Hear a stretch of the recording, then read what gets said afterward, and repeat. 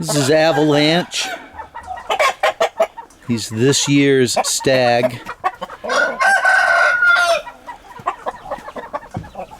He's my first real white stag that I've gotten.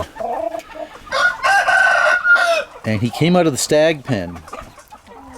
So I think what I'm going to do is put him back in with his mother and his aunts.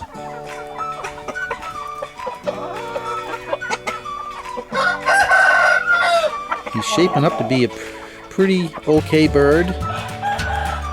His feathers are getting a little tighter. I do like his coloration. White shanks, white beak, white toenails. Mostly white plumage with some caramel highlights.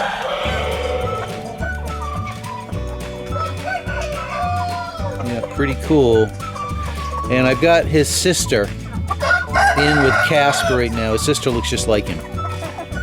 Same coloration. White with caramel highlights. Now, if I was prone to sibling crosses, which I am not, I could cross him back to his sister and be guaranteed pretty much of getting a whole bunch of babies looking just like this. But the problem is, any negative attribute he could have, even maybe a hidden illness, think like sickle cell anemia, something that needs a homozygous genetic profile to express the phenotype, and I'd have a bunch of sick birds, so it's just not worth it. You know, one extra year I can get the same thing by crossing him back to, say, his mother, which will happen if I put him back in that pen. And the same with his sister. I could take his sister and cross his sister back to the stag that's in there, her father. I just don't find sibling crosses to be worth the downside in the terms of their genetic profile, because you don't know what sort of hidden traits they're going to express when you get a homozygous genotype.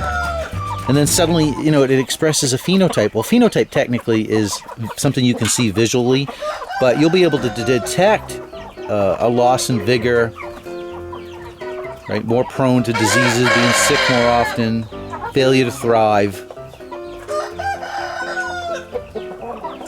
Sometimes people will do these sibling crosses because they want a certain phenotype. You know, let's say they want what Avalanche looks like. And they see his sister looking just like him, they go, oh, I'll just cross it. Well, so they solve the problem. They will be successful, but the downside to that is unknown and can be quite severe. And now, at that point, now you've got a yard full of birds and you're trying to fix a problem that you created, right? And you don't even know where the problem is.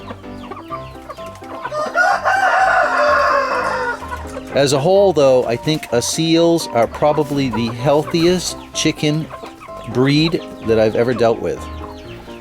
They're super hardy, very resistant to most diseases.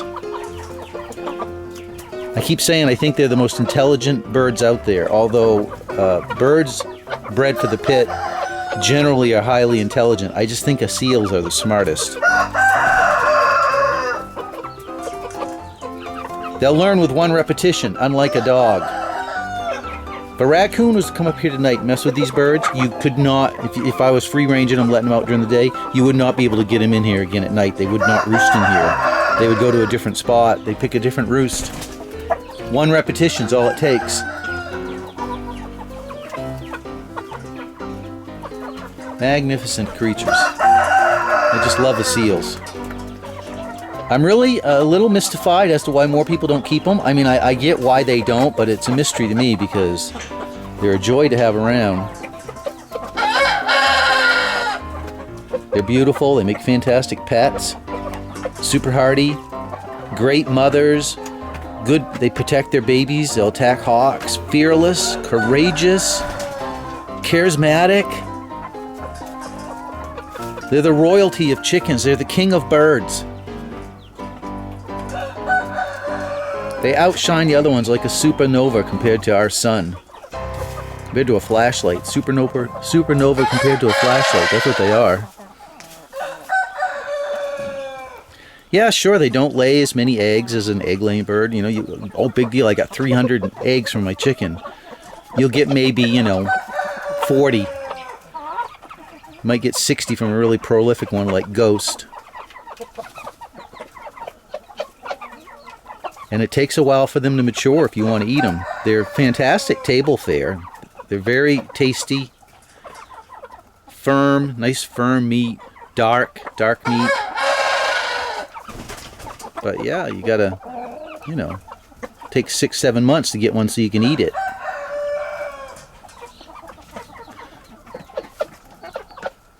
They're probably the best birds out there for crossing to other chicken breeds to increase vigor and vitality and intelligence.